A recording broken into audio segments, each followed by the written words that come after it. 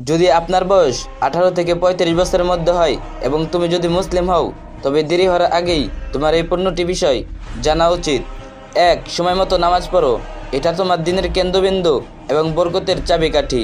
সূরা আনকাবুত। 2. নিজেকে শৃঙ্খলিত করো। আত্মনিয়ন্ত্রণ ছাড়া স্বপ্ন শুধু স্বপ্নই থেকে যায়। সূরা আল হাসর। 3. গোপনে হারাম থেকে বাঁচো। একা থাকলে যা করো সেটাই তোমার আসল পরিচয়। সূরা আল মুলক। 4. সঠিক বন্ধুর সঙ্গ নাও। তারা তোমাকে জান্নাতের দিকে টানতে পারে বা জাহান্নামের দিকে ঠেলে দিতে পারে। আবু দাউদ। 5. অযথা বিয়েতে দেরি করো না। পারফেক্ট টাইম এর পিছনে ছোট অনেক সময় ফিতনার দিকে নিয়ে যায়। বুখারী।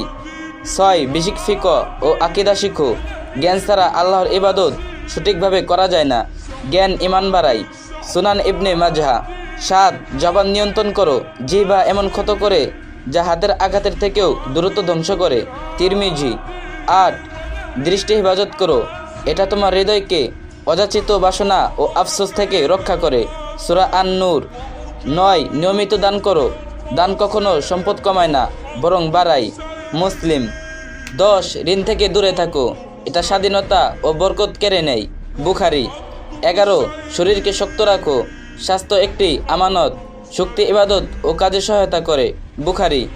12. মূল্যবান কোনো দক্ষতা অর্জন করো, যাতে তুমি হালাল উপার্জন করতে পারো, কারো চাকরির উপর নির্ভর না করে। তিরমিজি। 13. প্রতিদিন কোরআন পড়ো।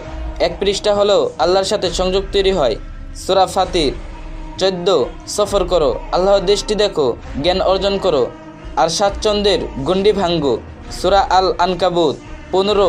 মৃত্যুকে স্মরণ করো। এটা তোমার অগ্রাধিকার ঠিক রাখে। তিরমিজি। আর এই বিষয়গুলো